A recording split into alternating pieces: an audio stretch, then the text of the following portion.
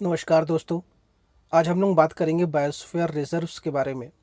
इसमें मैं आपको बताऊंगा कि बायोस्फीयर रिजर्व होते क्या है, भारत में कुल कितने बायोस्फीयर रिजर्व यानी जैवमंडल आरक्षित क्षेत्र हैं, और यूनेस्को द्वारा एक कार्यक्रम चलाया गया है, इसका नाम है मैप प्रोग्राम, वो क्या है। दोस्तों शुरू करते हैं आज का वीडियो। तो व्हाट इज़ बायोस्फीयर रिजर्व, जैवमंडल रिजर्व यानी बायोस्फीयर रिजर्व होते क्या है, इसके आप डेफिनेशंस को देखिए।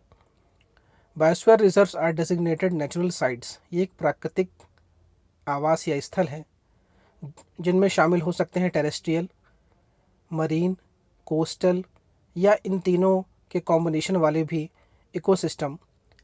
और इन क्षेत्रों का मेन जो उद्देश्य रहे वो है कि बायोडाइवर्सिटी का कंजर्वेशन करना, और जो कन्फ्लिक्ट होता है मैन और एनिमल में विकास के नाम पर, नेचर कंजर्वेशन के नाम पर, उसको कम से कम करना। तो ये जो बायोस्फीयर रिजर्व का कॉन्सेप्ट आया था, ये वर्ष 1971 में यूनेस्को ने शुरू किया था। और यूनेस्को के एक काउंसिल है, उसका नाम है इंटरनेशनल कोऑर्डिनेटिंग काउंसिल, आईसीसी। इसे क्रिकेट वाली आईसीसी नहीं समझ लीजिएगा आप लोग। तो आईसीसी ने इस कॉन्सेप्ट को लाया, और लगभग दुनिया में आज 700 के करीब बायोस्फीयर रिजर्व हैं, और इनमें से कुछ भारत में भी हैं। तो दोस्तों ये एक ऐसा क्षेत्र है जहाँ पे जो जैव विविधता है, बायोडाइवर्सिटी, ये काफ़ी संपन्न है। और यहाँ पे अलग अलग प्रकार के जंगली जानवर और पेड़ मिलते हैं, और ये एक तरह से ब्लेस्ड रीजन है हमारी प्रकृति का। तो ये जो क्षेत्र हैं इनको ऐसा ही रखा जाए जिसमें प्रकृति अपने जैसे ऑप्टिमम फॉर्म में रहे। तो इसको लेकर ये कॉन्सेप्ट है कि बायोस्फीयर रिजर्व इन क्षेत्रों को घोषित कर देना चाहिए, और जिसमें जो मानव यानी हमारे आपके ह्यूमंस के जो डेवलपमेंट की परिभाषा में हम जो इनको डिस्ट्रॉय करते जा रहे हैं उसमें मतलब किसी तरह की रोक भी लगाई जाए, और हम प्रकृति का जो नेचुरल आवास है, नेचुरल हैबिटेट है, उसको बरकरार रखें। तो यही एक मेन कॉन्सेप्ट है बायोस्फीयर रिजर्व का। अब ऐसा नहीं कि हर जहाँ भी आपको हरियाली दिखे, यहाँ पे जहाँ भी आपको जंगली जानवर दिखे तो आप कह सकते हैं कि एक बायोस्फीयर रिजर्व है। इसके लिए कुछ क्राइटेरिया रखे गए, मापदंड है इसके। तो इसके क्राइटेरिया के बारे में बात कर लेते हैं, किस क्षेत्र को, किस इलाके को बायोस्फीयर रिजर्व घोषित किया जाएगा, या फिर वो इलाका बायोस्फीयर रिजर्व बनने लायक है। तो पहली बात इसमें ये बताई गई कि a site must contain protected and minimally disturbed core area of value of nature conservation. तो जो भी क्षेत्र बायोस्फीयर रिजर्व है या बायोस्फीयर रिजर्व बनने की होड़ में आ रहा है, उसके पास एक कोर एरिया होना चाहिए, एक ऐसा भीतरी इलाका होना चाहिए, उसका सेंट्रल का इलाका, जहाँ पे जो मिनिमम डिस्टरबेंस हो बाहरी दुनिया का, बाहरी लोगों का, और वहाँ पे जो फ्लोरा और फौना है वो अपने पीक में रहे। साथ में ये जो कोर एरिया है वो कम से कम इतना बड़ा तो होना चाहिए कि जिसमें वहाँ के जो फ्लोरा और फौना है, यानी जो जंगली जानवर हैं और जो पेड़ हैं, उनकी जो पॉपुलेशन है वो सर्वाइव कर सके, सस्टेन कर सके, और वहाँ का जो इकोसिस्टम है वो भी मेंटेन रहे। साथ में जो मैनेजमेंट अथॉरिटीज़ हैं वो इस इलाके के आसपास रहने वाली जो भी लोकल कम्युनिटी है और उसको इस बारे में बताएं कि ये जो क्षेत्र है काफ़ी बायोडाइवर्सिटी युक्त क्षेत्र है, और इसके बारे में नॉलेज उन लोगों को दे, और साथ में उनका सहयोग भी प्राप्त करे। और जो भी जो अथॉरिटी इस इलाके का मेंटेन करेगी, वो इन लोगों का, जो लोकल लोग हैं यहाँ के आसपास रहते हैं, उनका सहयोग उसको प्राप्त करना आवश्यक रहेगा। साथ में जो भी कंजर्वेशन करे बायोडाइवर्सिटी का, इसमें ध्यान रखे कि जो आसपास के लोग हैं उनका भी सोशियो इकोनॉमिक डेवलपमेंट हो, साथ में जो जैव विविधता वाला क्षेत्र है उसका भी चहुमुखी विकास होना चाहिए। और ऐसे एरियाज़ जहाँ पे ऐसा पोटेंशियल है कि जो बायोडाइवर्सिटी प्रोन एरिया हैं और वो बायोस्फीयर रिजर्व बन सकते हैं, तो वहाँ पे जो भी आसपास रहने वाले ट्राइबल लोग हैं, आदिवासी लोग हैं, और या फिर जो ग्रामीण परिवेश के लोग हैं, उनके साथ एक सामंजस्य बना के रखना चाहिए। तो अगर कोई भी जो साइट है वो इन सब क्राइटेरिया को फुलफ़िल करती है तो हम उसको बायोस्फीयर रिजर्व का दर्जा दे सकते हैं। अब जैसा कि मैंने बताया कि बायोस्फीयर रिजर्व का दर्जा जो दिया जाता है वो जो आईसीसी काउंसिल है यूनेस्को की, वो देती है। और हम देखेंगे भारत में अभी कुल कितने बायोस्फीयर रिजर्व है। इसको आप राष्ट्रीय उद्यान या सेंचुरी से कंफ्यूज मत करिएगा, बायोस्फीयर रिजर्व अलग कॉन्सेप्ट है। और यहाँ पे हम किसी बायोस्फीयर रिजर्व में हम किसी एक जानवर को या एक पेड़ को नहीं बचाते, यहाँ पे हम जो पूरी लोकेशन है, पूरा एरिया है, उसको कंजर्व करते हैं। और अगर हमने उस पूरे क्षेत्र को संभाल लिया, उसको संरक्षित कर लिया, तो फिर उसके भीतर पाए जाने वाली चाहे कोई पेड़ हो या वनस्पतियाँ हों या फिर कोई जंगली जानवर हो या फिर छोटे जानवर हो, वो अपने आप फ्लरिश हो जाएंगे। तो जो भी बायोस्फीयर रिजर्व रहता है उसमें 3 जोन होते हैं, कोर जोन, बफर जोन और ट्रांजिशन एयर जोन। तो जो कोर जोन होता है वो सबसे भीतर का इलाका होता है, और जिसे हम बायोस्फीयर रिजर्व की हार्ट और सोल कह सकते हैं, आत्मा और उसका दिल कह सकते हैं। और यहाँ पे आपको मैक्सिमम डाइवर्सिटी मिलेगी। यहाँ पे कई सारे आपको प्लांट्स मिलेंगे, कई सारे आपको एनिमल्स मिलेंगे, और जो हो सकता है कि वो उसी एरिया में ही मिलते हो। साथ में जो भी कोर एरिया होगा बायोस्फीयर रिजर्व का, जिस तरह के हम आप कभी अगर नेशनल पार्क गए हों या सेंचुरी गए हों, तो वहाँ पे जो ह्यूमन इंटरवेंशन है वो एक लिमिट तक है कि ये क्षेत्र होता है, एरिया होता है कि आप इस राष्ट्रीय उद्यान में इसके अंदर नहीं जा सकते हैं, इसके अंदर जाना अलाउ नहीं है। तो वो जो कोर एरिया हमने डिफ़ाइन किया, वो हमारे पास एक एक्ट है, वाइल्ड लाइफ प्रोटेक्शन एक्ट 1972। उसके अधीन हम जो राष्ट्रीय उद्यान है, नेशनल पार्क है, सेंचुरी है, उनका कोर एरिया डिफ़ाइन करते हैं, और उसी एक्ट के तहत हम जो कोर एरिया होता है बायोस्फीयर रिजर्व का, उसको भी लीगली प्रोटेक्ट करते हैं। साथ में इस कोर एरिया में सिर्फ मैनेजमेंट से जुड़े हुए लोग या रिसर्च एक्टिविटीज से जुड़े हुए लोग ही जा सकते हैं। वो भी इस बात की ताकीद रखें कि किसी भी तरह के जो इकोलॉजिकल डाइवर्सिटी और वाइल्ड लाइफ है उसको अगर नुकसान नहीं होना चाहिए। साथ में जो कोर एरिया होता है यहाँ पे किसी भी प्रकार के जैसे ग्रेजिंग या ह्यूमन सेटलमेंट नहीं अलाउ होता है। मतलब कोई ऐसा आदिवासी वर्ग या फिर लोग यहाँ पे अपना घर नहीं बना सकते या अपने जंगली जानवर को चरने के लिए ला नहीं सकते यहाँ पे। तो कोर एरिया एक तरह से रेस्ट्रिक्टेड एरिया होता है और यहाँ पे जो बायोडाइवर्सिटी है वो पीक में होती है। दूसरा जो एरिया है वो बफर जोन है। बफर जोन कोर एरिया के बाहर वाला एरिया होता है, और एक तरह से कह सकते हैं कि कोर एरिया को चारों ओर से जो ढका हुआ एरिया है वो बफर एरिया है। बफर एरिया में हम आप जा सकते हैं, लेकिन कुछ परमिशंस लगती हैं उसमें। लेकिन यहाँ पे टूरिज़्म के लिए ये एरिया में आप जा सकते हैं। साथ में कहें तो जो ग्रेसिंग है या फिशिंग वाला कोई एक काम है या रिसर्च है, उसके लिए भी आप यहाँ पे जा सकते हैं, लेकिन यहाँ पे आपको जाने के लिए परमिशन लगती है। आप बिना परमिशन के यहाँ पे एंट्री नहीं कर सकते बफर जोन में। और जो होता है ट्रांजिशन जोन, ये बफर जोन के बाहर वाला इलाका होता है। तो ये आउटर मोस्ट कवर कह सकते हैं बायोस्फीयर रिजर्व का, और इसमें जो डाइवर्सिटी है वो लीस्ट रहेगी, सबसे कम रहती है। यहाँ पे जो जंगली जानवर है उनकी डेंसिटी भी काफ़ी कम रहती है। और ये एक ऐसा क्षेत्र होता है जहाँ पे ह्यूमन नेचर को एग्जिस्टेंस को हम बढ़ावा दे सकते हैं। मतलब आप यहाँ पे रह के निवास करके यहाँ पे आ जा सके, आप एक तरह से प्रकृति के समीप होने का एहसास करते हैं। और यहाँ पे ह्यूमन सेटलमेंट्स यानी जो मनुष्य है वो निवास कर सकता है, अपने घर बना सकता है, खेती की परमिशन मिल जाती है। और जो फॉरेस्ट वाला जो यहाँ पे क्षेत्र है वहाँ पे अपने जंगली जानवरों को आप चराने के लिए, ग्रेजिंग के लिए ले जा सकते हैं। तो जब भी आप किसी नेशनल पार्क या सेंचुरी में जाते हैं तो सबसे पहले जो आपको हिस्सा मिलता है वो आपको ट्रांजिशन एरिया मिलता है। हो सकता है इस ट्रांजिशन एरिया से कोई नेशनल हाईवे गुजर रहा हो तो उससे आपकी गाड़ी भी निकल जाएगी। और कई जगह ऐसा होता भी है कि ट्रांजिशन एरिया से जो सड़कें हैं वो निकल रही हैं। अब बात कर लेते हैं इनके क्या फंक्शंस हैं, क्यों हम बायोस्फीयर रिजर्व बनाते हैं, क्यों इतना बड़ा एरिया हम ज़मीन को ऑक्यूपाई कर लेते हैं। अगर उसको ना करें तो वहाँ पे हम जंगल साफ़ करके बड़ी बड़ी मल्टी बना सकते हैं, बड़े बड़े उद्योग लगा सकते हैं। लेकिन हम ऐसा क्यों करते हैं कि हम नेचर को के नाम पे इतनी बड़ी ज़मीन रोक रहे हैं। तो इनके जो मेन फंक्शंस हैं कि बायोस्फीयर रिजर्व का काम क्या करता है, उसको आप शॉर्ट फॉर्म में अगर याद करना चाहें तो कर सकते हैं कि LDC याद कर लीजिए। एल से लॉजिस्टिक सपोर्ट, डी से डेवलपमेंट और सी से कंजर्वेशन। अब इन तीनों को एक बार पढ़ लेते हैं।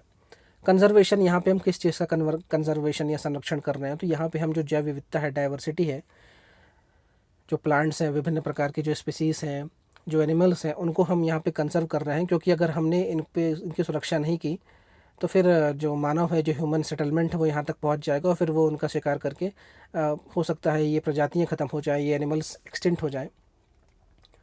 दूसरा, हम डेवलपमेंट, इनका मेन दूसरा फंक्शंस होता है कि हम यहाँ पे जो नेचुरल रिसोर्सेस हमारे पास हैं उनका हम इस प्रकार विकास करें, डेवलपमेंट करें कि जिससे जो आसपास के रहने वाली लोकल कम्युनिटी है उनका सामाजिक, आर्थिक और जो सांस्कृतिक विकास हो सके, और वहाँ की जो जैव विविधता है उसको भी नुकसान ना पहुँचे। और तीसरा जो मेन काम है वो है लॉजिस्टिक सपोर्ट का।